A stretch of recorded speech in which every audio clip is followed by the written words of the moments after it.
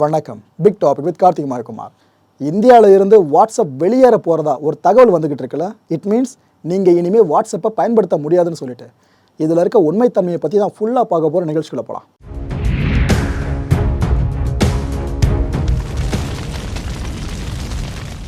சமீபத்தில் அம்பானி வீட்டு கல்யாணத்தில் இந்த மனுஷனை பார்த்துருப்பீங்க. நம்ம மார்க் ஜக்கர்பர்க், மெட்டாவோட பிதாமகன். இப்போ என்ன நடந்துட்டுருக்குன்னா, மெட்டாவோட நிர்வாகிகள் கோர்ட்டங்கையுமா அலைஞ்சிட்ருக்காங்க. கான்ட்ராஸ்டாக இருக்குல்ல. அப்பேற்பட்ட பெரிய செல்வாக்கு இந்த மனுஷனை உலக அளவில் அவ்வளோ பெரிய ஆள்.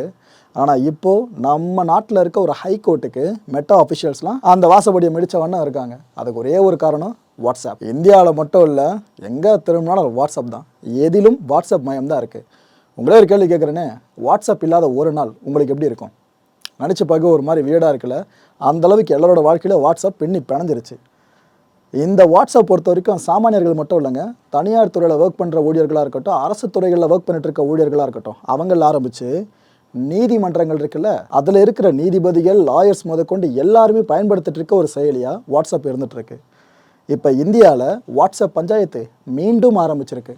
என்னப்பா மீண்டும்ன்ற? அப்போ ஏற்கனவே ஆரம்பிச்சுதான் கேட்டிங்கன்னா இருக்குது. நம்ம சேனலே பலமுறை அதை பற்றி பேசியிருக்கோமேங்க.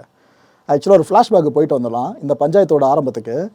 கடந்த 2021 வருஷம் என்ன ஆகுது, நம்ம இந்திய மத்திய அரசு இருக்காங்களே, அவங்க ஏற்கனவே இருக்கிற இந்த ஐடி ஆக்ட் இருக்குது பார்த்தீங்களா, அதில் சில திருத்தங்களை மேற்கொண்டிருந்தாங்க. இதை பேஸ் பண்ணி நியூ டிஜிட்டல் ரூல்ஸை இம்ப்ளிமெண்ட் பண்ணியிருந்தாங்க.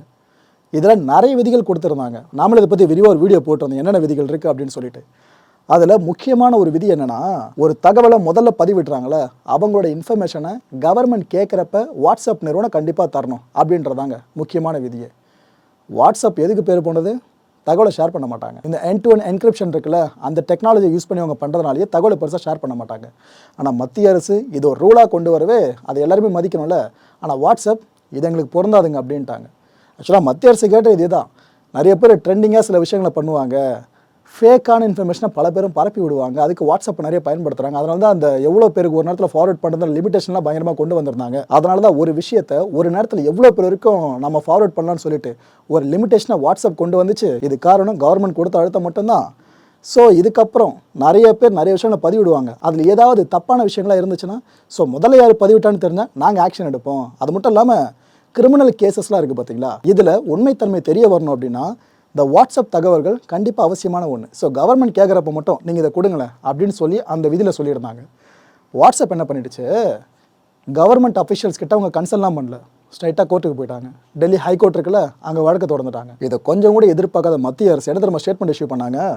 இது அத்துமீறிய செயல்பா, வாட்ஸ்அப் நீ இப்படி பண்ணிடக்கூடாது அப்படின்ட்டாங்க. ஸோ கோர்ட்டில் தான் இந்த விவகாரம் முடிவுக்கு வரும்ன்ற நிலைமை 2021 கிரியேட் ஆகிடுச்சு. அப்படியே கடந்த இப்போ 2024 வாங்க, வாட்ஸ்அப் அப்போ தொடர்ந்த வழக்கு இருக்குல்ல, அது அப்படியே நீட்சியாக நடந்து போயிட்டு இருந்திருக்கு. கடந்த 25ஆம் தேதி என்ன இருக்குது, டெல்லி ஹைகோர்ட்டில் இந்த வழக்கு திரும்ப விசாரிக்கப்படுது. அப்போ இந்த மெட்டா தரப்பு வழக்கறிஞர் நிறைய வாதங்களை முன் வச்சா அப்படிங்க. அந்த வாதங்கள் எல்லாத்தையும் இப்போ ஒன்று ஒன்றா சொல்கிறவங்களுக்கு, இந்த வாட்ஸ்அப்பை கிட்டத்தட்ட 40 கோடி இந்தியர்கள் நம்பிக்கையோடு பயன்படுத்துறதுக்கு காரணமே end-to-end என்கிரிப்ஷன் மட்டும்தான். இந்த புதிய டிஜிட்டல் ரூல்ஸ் இருக்குல்ல, இது மட்டும் முழுமையாக அமலாகும் பட்சத்தில் வாட்ஸ்அப் யூசர்ஸுக்கு அது நல்லது இல்லாமல் போயிடுங்க. பிறகு இந்தியாவில் இருந்து வாட்ஸ்அப் வெளியே தான் போகணும் அப்படின்னு கோர்ட்லேயே சொல்லியிருக்கு மெட்டா.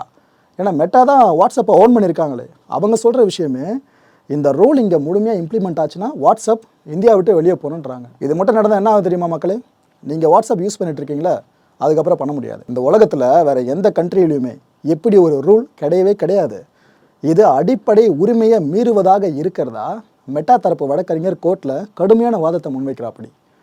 அரசியலமைப்பு சட்ட அடிப்படை உரிமை இருக்குல்ல, இதை உறுதி செய்கிற சில செக்ஷன் 14, செக்ஷன் 19, செக்ஷன் 21, இது எல்லாத்துக்கும் முரணானதாக இந்த ரூல் இருக்கிறதா அவ்வளோ ஒரு ஸ்ட்ராங் ஆர்கியூமெண்ட்டை முன் வச்சிருக்க மெட்டா. ஆக்சுவலாக இந்த விதி எதுக்காக பொருந்தாதுன்ற காரணத்தையும் மெட்டா கோர்ட்டில் சொல்லியிருக்கு. அதாவது எந்த நேரத்தில் எந்த வாட்ஸ்அப் தகவலை கவர்மெண்ட் கேட்கணும்னு எங்களுக்கு தெரியாதுங்க. ஸோ நாங்கள் என்ன பண்ணுவோம், எல்லா தகவல்களையும் நாங்கள் திரட்டி ஒரு இடத்துல நாங்கள் ஸ்டோர் பண்ணி வச்சுட்டே இருக்கணும். பல கோடி தகவல்கள் ஒரு இடத்துல வந்து சேர்ந்துடும். இதை நாங்கள் பல வருஷமாக ஃபுல்லாக சேவ் பண்ணிகிட்டே வந்து அதுக்கு நாங்கள் தனியாக ஒர்க் பண்ணி எடுத்துகிட்டு போயிட்டுருக்கணும். இது நடைமுறைக்கு சாத்தியம் இல்லாத ஒன்றுங்க. நாங்கள் அதனால தான் இதை வேணான்றோம். இன்னொரு பக்கம் யூசர்ஸோட நலன் கருதி தான் வேணாம்னு சொல்கிறோன்னு மெட்டா சொல்லுது. எவ்வளோ பெரிய விஷயம் நடந்துட்டு இருக்கு பார்த்தீங்களா, வாட்ஸ்அப்பை பேஸ் பண்ணி. ரைட்டு, இந்த நேரம் மக்களுக்கு சில தகவல்களை கொடுக்க வேண்டிய நேரம். இந்த E2EEன்னு சொல்லப்படுறதுல end-to-end என்கிரிப்ஷன் இப்படின்னா என்ன? வாட்ஸ்அப்போட சிறப்பம்சமாக அதானே. அதை பற்றி நீங்கள் பார்க்க போகிறீங்க. பிரேசிலில் வாட்ஸ்அப் ஒரு பஞ்சாயத்தில் சிக்கிச்சு. கடைசி வரைக்கும் விட்டே குடியில் வாட்ஸ்அப்பு முரண்டு பிடிச்சி ஒரு வழியாக என்னென்னமோ பண்ணாங்க. அந்த விஷயம் என்னென்னு பார்க்க போகிறீங்க. 2021 வருஷம் இந்த தகவல்லாம் திருடப்பட்டதா. அதாவது ஃபேஸ்புக் நிறைய ஆட்ஸை ரன் பண்ணோம். அந்த ஆட்ஸ் எல்லாம் கரெக்டான யூசர்ஸை போய் அடையிறதுக்காக வாட்ஸ்அப்பில் அவங்க பேசுவாங்களா யூசர்ஸ்லாம், அங்கேருந்து வேர்ட்ஸை எடுத்து இவங்க ஃபேஸ்புக் கொடுத்து அதுக்கப்புறம் இந்த பிஸ்னஸ் நடக்கிறதா ஒரு பெரிய பஞ்சாயத்து அப்போ 2021 குற்றச்சாட்டாக இருந்துச்சு. பொதுவாக வாட்ஸ்அப்பில் ஸ்டேட்டஸ் போடுவாங்க, ஆனால் வாட்ஸ்அப்பே ஸ்டேட்டஸ் போடுறதெல்லாம் அப்போ நடந்துருந்துச்சு. அந்த விவகாரத்தை பற்றி பார்க்க போகிறீங்க. இதெல்லாம் தாண்டி வாட்ஸ்அப் எப்படி மெட்டா வசம் போச்சு, இது எல்லாத்தையும் இந்த தொகுப்பில் முழுமையாக பாருங்கள் மக்களே. வாட்ஸ்அப்பில் பொதுவாக பார்த்தீங்கன்னா E2EE சொல்லுவாங்க, எண்ட் டு எண்ட் என்கிரிப்ஷன். அதாவது சென்டர் அனுப்புகிற மெசேஜ் டைரெக்டாக அந்த ரிசீவருக்கு போய் அடையுமே தவிர நடுவில் யாராலையும் பார்க்க முடியாது. வாட்ஸ்அப் நிர்வாகம் உட்பட சொல்கிறேன். உலக அரங்கில் இப்போ இருக்க வாட்ஸ்அப் மேலே நிற்கிறாங்களே, அதுக்கு பிரதான காரணமே வாட்ஸ்அப் இப்போ இருக்க நம்பகமானதாக திகழ்ந்துகிட்டு இருக்கு. வாட்ஸ்அப்புக்கும் ஒரு நாட்டோட அரசாங்கத்துக்கும் பிரச்சனை வருது இதான் ஃபர்ஸ்ட் டைம் அப்படின்னு கேட்டிங்கன்னா கிடையாதுங்க. இதுக்கு முன்னாடியே பல பிரச்சனைகளை சந்திச்சு வந்திருக்கு இந்த வாட்ஸ்அப் நிர்வாகம். 2016 ஒரு பெரிய சம்பவம் நடந்துச்சு, நான் அதை பற்றி சொல்கிறேன். இந்த சம்பவம் நடந்த இடம் பிரேசிலில் 2016 வருஷம் போதைப் பொருள் கடத்தல் அப்படின்றது தலை விரிச்சு ஆட ஆரம்பிச்சிடுச்சு. இந்த நெட்வொர்க்கில் இருக்க எல்லாருமே பார்த்தீங்கன்னா வாட்ஸ்அப் செயலி இருக்குல்ல, அதை யூஸ் பண்ணி தான் தகவல்களை கொடுக்கறதும் பெறதுமா இருந்தாங்க. இந்த விஷயம் பிரேசில் கோர்ட்டுக்கு தெரிஞ்சிருக்கு. பிரேசில் கோர்ட் டைரெக்டாக என்ன பண்ணுறாங்க, ஃபேஸ்புக்கு நோட்டீஸ் அனுப்புகிறாங்க. ஆக்சுவலாக 2014 அந்த பையிங் முடிஞ்சதில் ஃபேஸ்புக் வாட்ஸ்அப்பை வாங்குற பையிங், இதுக்கப்புறம் இந்த சம்பவம் நடக்குது. ஸோ அதனால தான் ஃபேஸ்புக் நிர்வாகத்துக்கு அந்த கோர்ட் அந்த நோட்டீஸை கொடுக்குறாங்க. இது போல் பிரேசிலில் போதைப் பொருட்கள் அதிகமாக தலைவிரிச்சு ஆட ஆரம்பிச்சிடுச்சு. இளைஞர்கள் கெட்டு போய்கிட்டு இருக்காங்க. ஸோ உங்ககிட்ட இருக்க இந்த வாட்ஸ்அப் உரையாடல் இருக்குல்ல, ஒவ்வொருத்தரும் அனுப்பிச்சு பேசியிருப்பாங்களே, அந்த டேட்டாவில் எங்களுக்கு கொடுங்க. அப்போ தான் அந்த ட்ரக் மேக்கர் யார் அப்படின்ற விஷயத்தை கண்டுபிடிச்சி அவங்கள பிடிச்சி இந்த போதைப் பொருட்கள் எல்லாத்தையும் எங்களால் ஒழிக்க முடியும்னு நீதிபதியே கேட்டிருந்தார் 2016 பிரேசில் கவர்மெண்ட் சார்பாக. ஆனால் ஃபேஸ்புக் என்ன தெரியுமா பண்ணாங்க, கடைசி வரைக்கும் ஒருத்தரோட தகவலை கூட கொடுக்க மாட்டேன்னு சொல்லிட்டாங்க. இந்த ஆப்பிள் நிறுவனம் பிரைவசி பாதுகாக்கிறதுல முரண்டு பிடிச்சிக்கிட்டு இருந்தால அதே மெத்தட் தான் இந்த வாட்ஸ்அப் நிர்வாகமும் பண்ணியிருந்தாங்க. ஸோ ஃபேஸ்புக்கும் சொல்லிட்டாங்க, இல்லைங்க எங்களோட தொழில் நிறுவனம் தான், ஆனால் டேட்டாலாம் தர முடியாது தெளிவாக சொல்ல. நீதிமன்றம் இன்னொரு தடவை கேட்டாங்க. அதுக்கப்புறமா ஃபேஸ்புக் அவங்க நிலைப்பாடில் ரொம்ப தெளிவாக இருக்கவே இது வேலைக்கு ஆகாதுன்னு அரெஸ்ட் பண்ண சொல்லிட்டாங்க. டியாகோ ஜோர்டன் இவர் ஃபேஸ்புக்கோட எக்ஸிக்யூட்டிவ், இவரை அரெஸ்ட் பண்ண சொல்லி கோர்ட்லேருந்து ஆர்டர் பிறப்பிச்சிட்டாங்க. இது வெறும் ஆர்டராக மட்டும் தான் இருக்கும் பார்த்தா அரெஸ்டே பண்ணிட்டாங்க. நீதிமன்றம் ஒரு விஷயத்தை கேட்டு நீ கொடுக்க மாட்டியா, அப்புறம் என் நாட்டில் பிஸ்னஸ் பண்ணுறேன்னு நீதிமன்றமே கொந்தளிச்ச டைம் வாட்ஸ்அப் எதிராக பார்த்தீங்கன்னா 2016 வருஷம். அண்ட் இந்த பிரேசில்ன்ற ஒரு நாட்டில் மட்டுமே கடந்த 2016 ஒரு வருஷத்தில் மட்டுமே வாட்ஸ்அப் 2 முறை தடை பண்ணப்பட்டிருக்கு. ஆனால் வாட்ஸ்அப் அதுக்கப்புறம் கூட அவங்களோட விதியை மாற்றவே இல்லை.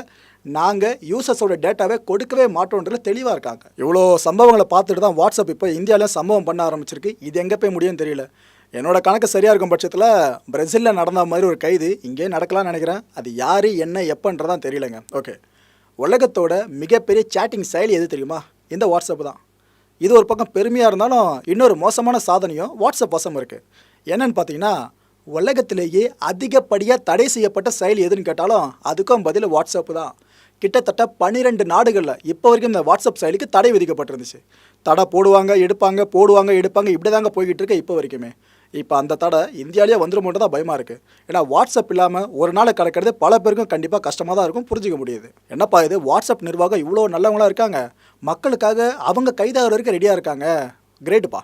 அதோட பேரன்ஷியல் கம்பெனியாக இப்போ ஃபேஸ்புக் திகழ்ந்துட்டு இருக்கு, அது அதை விட கிரேட்டுப்பா அப்படின்னு எல்லாம் பேச ஆரம்பிப்பீங்க. கொஞ்சம் வெயிட் பண்ணுங்கள், அவ்வளோ நல்லவங்களாக கிடையாது. ஒரு டெஸ்ட் இருக்குது. சமீபத்தில் இன்னும் கரெக்டாக சொல்கிறதா இருந்தால் கடந்த ஜனவரி மாதம் வாட்ஸ்அப் பயன்படுத்துகிற எல்லாருக்குமே ஒரு நோட்டிஃபிகேஷன் வந்திருக்கும். கண்டிப்பாக பார்த்துருப்பீங்க. அப்டேட் பண்ணும் போதில் அது நோட்டிஃபிகேஷனுக்கு வந்திருக்கும். அதில் என்ன தெரியுமா சொல்லியிருப்பாங்க, ஒரு சில விதிகளை கொடுத்துட்டு if no agree you can't ஆக்சஸ்ன்னு கொடுத்துருப்பாங்க. யார்? வாட்ஸ்அப் கொடுத்துருப்பாங்க. அதாவது அவங்க நம்மளோட நிறைய தகவல்களை இதுக்கப்புறம் கேட்பாங்க. அந்த தகவல்களை நாம் கொடுக்கணும். இதுக்கு உனக்கு விருப்பம் இருக்கா இல்லையா? விருப்பம் இருக்குன்னா நீ வாட்ஸ்அப்பை பயன்படுத்தலாம், விருப்பம் இல்லையா வாட்ஸ்அப்பை பயன்படுத்த முடியாது, ரொம்ப கஷ்டம் அப்படின்றத இதோட சாராம்சம். இந்த சித்து வேலையை கடந்த ஜனவரி மாதம் வாட்ஸ்அப் நிர்வாகம் பண்ணியிருந்தாங்க. இதுக்கு ஒரு ஃப்ளாஷ்பேக் இருக்குது, எதுக்காகவும் இந்த வேலையை பண்ணியிருந்தாங்கன்னு சொல்லிட்டு. ஜியோ இருக்காங்களே, அவங்களோட பொருட்களை விற்கிறதுக்கு சரியான ஒரு டிஜிட்டல் பிளாட்ஃபார்ம் உங்களுக்கு கிடையாது.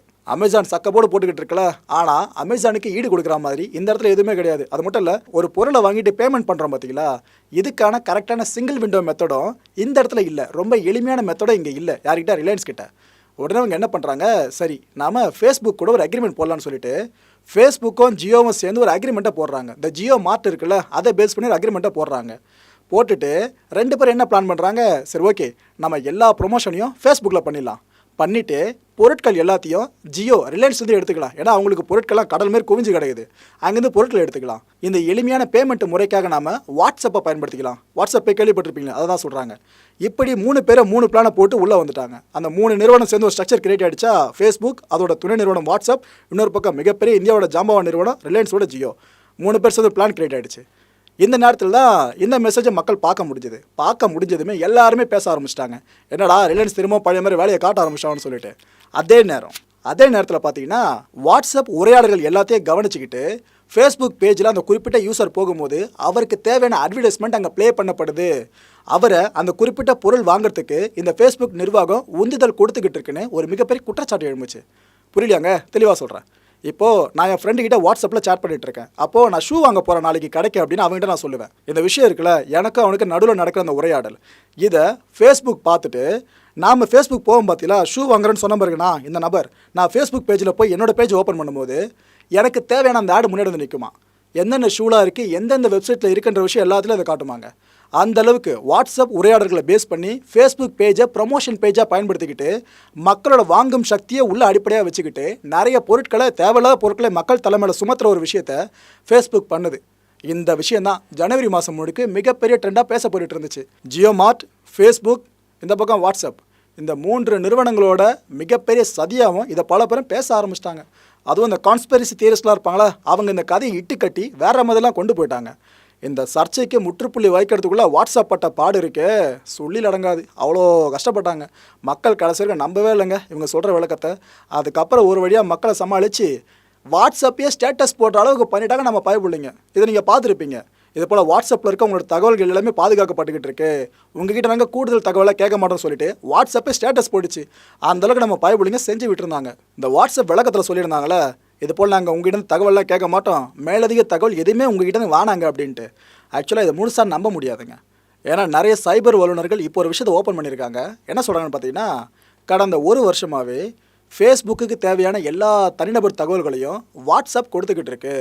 ஃபேஸ்புக்கோட அடுத்த கட்ட பிஸ்னஸ் வளர்ச்சிக்கு வாட்ஸ்அப் அதோட துணை நிறுவனம் இப்போ பயன்பட்டுக்கிட்டு இருக்குன்னு ஒரு போட்டாங்க. அதுவும் அந்த 1 வருஷமாக என்னென்ன தகவல்களாக தனிநபருக்கு மேலே போயிருக்குன்னு சொன்னாங்க தெரியுமா அந்த சைபர் வல்லுநர்கள். நம்மளோட ஃபோன் நம்பர் இருக்குது, அது போயிடுது. ஆப்வியஸாக வாட்ஸ்அப் நம்ம பயன்படுத்துறதா இருந்தாலே ஃபோன் நம்பர் அவங்களுக்கு கண்டிப்பாக தெரிஞ்சிடும். நம்ம ஃபோனோட மாடல் இருக்குல்லங்க, அதுவும் போதான். நம்ம ஃபோனில் யூஸ் பண்ணுற பேட்டரியோட கெப்பாசிட்டி இருக்குல்ல, அதுவும் சேர்த்து போகுதான். இதுக்கெல்லாம் மேலே முக்கியமான விஷயம், நீங்கள் ஆன்லைனில் எவ்வளோ நேரம் இருக்கீங்க, இந்த வாட்ஸ்அப் செயலியை எவ்வளோ நேரம் பயன்படுத்திக்கிட்டு இருக்கீங்க, இந்த இணைய பயன்பாட்டு நேரத்தை கூட இவங்க எடுத்துக்கிறாங்களாம். இதில் 5வது முக்கியமான தகவல் பார்த்தீங்கன்னா, உங்கள் ஃபோன் எந்த இயங்கு தளத்தில் ஒர்க் பண்ணிக்கிட்டு இருக்கு. நம்ம இந்த ஆண்ட்ராய்டு ஓஎஸ் இருக்குது, iOSலாம் இருக்குல்ல, இந்த 2த்தில் உங்களோட ஃபோன் எதில் இயங்கிட்டு இருக்கு, இந்த தகவலை மேலே போகுதான். இந்த 5 தகவலையும் வாட்ஸ்அப் ஃபேஸ்புக்கு கொடுத்துக்கிட்டு இருக்காங்கன்னா கடந்த 1 வருஷமாக. இதை சைபர் வல்லுநர்கள் அடித்து சொல்கிறாங்க. இதுலேயே உண்மை என்னது தெரியவா போதுன்னு நினைக்கிறீங்க? வாட்ஸ்அப் பேர் உண்மையை சொல்லுவாங்கன்னு நினைக்கிறீங்க? எனக்கு நம்பிக்கை இல்லை. ரொம்ப சின்ன நிறுவனமாக ஆரம்பிக்கப்பட்டது அந்த வாட்ஸ்அப். இந்த பசங்களாக ஜாலியாக சேட் பண்ணுவாங்களே, அந்த பர்செப்ஷனில் கொண்டு வரப்பட்டுச்சு. ஆனால் அசுர வளர்ச்சிங்க இந்த நிறுவனத்துக்கு. கடந்த 2014 வருஷம் கூகுளும் ஃபேஸ்புக்கும் வாட்ஸ்அப்பை வாங்கிறதுக்கு அடிச்சுக்காத குறை தான். அந்த அளவு ட்ரை பண்ணாங்க. கூகுள் என்ன பண்ணிட்டாங்க, 73,000 கோடி ரூபாய் வரைக்கும் வாட்ஸ்அப்புக்கு கொடுக்கறதுக்கு ரெடியாக இருந்தாங்க. இப்போவே சிங்கிள் பேமெண்ட்டாக கொடுக்குறோம், நீங்கள் நிறுவனத்தை கொடுத்துட்டு கிளம்பிட்டே இருங்கன்னு சொல்லிட்டு.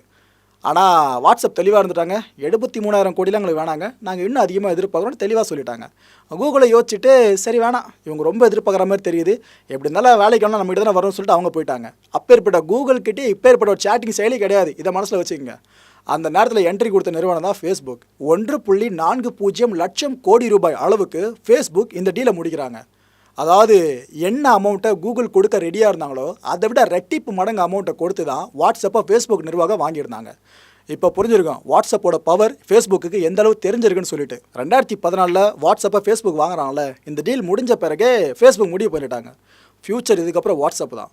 ஃபேஸ்புக் எந்த அளவு நம்ம முக்கியத்துவம் கொடுக்குறோமோ அதை விட ஒரு படி மேலே வாட்ஸ்அப் கொடுக்கணும் அவங்க அப்பயே முடிவு பண்ணிட்டாங்க. அப்போ அவங்க பண்ண முடிவு இப்போ வரைக்கும் கை கொடுத்துக்கிட்டு இருக்கு. இது நிதர்சனம். எதுக்காக சொல்கிறேன்னு பார்த்தீங்கன்னா, நீங்கள் எந்த அளவு வாட்ஸ்அப் செயலியை பயன்படுத்துகிறீங்களோ அந்த அளவுக்கு அவங்களுக்கு இன்கம் வரும். இது எத்தனை பேருக்கு தெரியும் தெரியல. ஒரு நாளைக்கு சராசரியாக ஒரு மனுஷன், நானோ நீங்களோ யாராலும் எடுத்துக்கங்க, இந்த வாட்ஸ்அப் செயலி இருக்கல ஃபோனில் இன்ஸ்டால் பண்ணியிருப்பீங்களே, இதை 23 முறை ஒரு நாளைக்கு மட்டுமே போய் பார்த்துட்டு வெளியே வருமா. நீங்கள் ஒரு நாள் முடிஞ்ச கணக்கு பண்ணி பாருங்கள், எத்தனை தடவை வாட்ஸ்அப் ஓப்பன் பண்ணி க்ளோஸ் பண்ணுறீங்கன்னு சொல்லிட்டு. சராசரியாக சொல்கிறேன் 23 அப்படின்றது. ஆனால் நம்ம பயபுலிங்க பல பேர் இதிலேயே குடும்ப திட்டத்தெல்லாம் பார்க்க முடியும். தொடர்ந்து வாட்ஸ்அப் ஓப்பன் பண்ணி க்ளோஸ் பண்ணுறதுனே போய்கிட்டு இருக்கோம். நான் சொல்கிறது ஆவரேஜாக மட்டுமே 23 முறை வாட்ஸ்அப் ஓப்பன் பண்ணி க்ளோஸ் பண்ணுறவன் ஒரு நாளைக்கு. 2018 வருஷம் நிலவரப்படி பார்த்தீங்கன்னா ஒரு நிமிஷத்துக்கு 3 கோடி டெக்ஸ்ட் மெசேஜஸ் சென்ட் ஆகுதாங்க வாட்ஸ்அப் தளத்தில் மட்டுமே. அந்த அளவு யூசேஜ் இருந்துகிட்டு இருக்கு. 3 கோடி டெக்ஸ்ட் மெசேஜ்னா அதுக்கு அர்த்தம் 3 கோடி ரிசீவ் மெசேஜ் அங்கே இருக்குன்னு அர்த்தம். ஸோ 6 கோடி டிரான்சாக்ஷன் ரிசீவர் சென்டர்னு ஒரு நிமிஷத்தில் மட்டுமே நடந்துகிட்டு இருக்கா. இந்த கான்டென்ட்டை பொறுத்த வரைக்கும் நாமளாம் எதிர்பார்க்க வேண்டிய விஷயம் ஒன்று தான். இந்த வழக்கு வர ஆகஸ்ட் மாதத்துக்கு ஒத்தி வைக்கப்பட்டிருக்குங்க. டெல்லி ஹைகோர்ட்டில் நடந்துட்டு இருக்க இந்த வழக்கு அந்த ஆகஸ்ட் மாதம் தெரிஞ்சிடும் வாட்ஸ்அப் இனிமேல் இந்தியாவில் இருக்குமா இருக்காதான்னு சொல்லிட்டு காத்திருப்போம். அடுத்த நிகழ்ச்சியை சந்திக்கலாம். நன்றி, வணக்கம். வணக்கம் மாயம் ஸ்டுடியோஸ் நண்பர்களே. மாயம் ட்ரெண்ட்ஸ் அப்படின்ற ஒரு புதிய ஃபேஸ்புக் பேஜை ஓப்பன் பண்ணியிருக்கோம். நீங்கள் யூடியூப்பில் பார்த்துட்டு இருக்கீங்களா நம்மளோட கான்டென்ட்ஸ்லாம். இதெல்லாம் விட ஒரு படி மேலே ரொம்ப கிறிஸ்பாகவும் ரொம்ப சூப்பராகவும் நிறைய கான்டென்ட்ஸ் உங்களுக்கு இந்த பேஜில் காத்துட்டு இருக்குங்க. ஸோ உடனடியாக ஃபேஸ்புக் பிளாட்ஃபார்ம் போங்க, மாயம் ட்ரெண்ட்ஸ்னு டைப் பண்ணி சர்ச் பண்ணி நம்ம பேஜை ஃபாலோ பண்ணுங்கள்.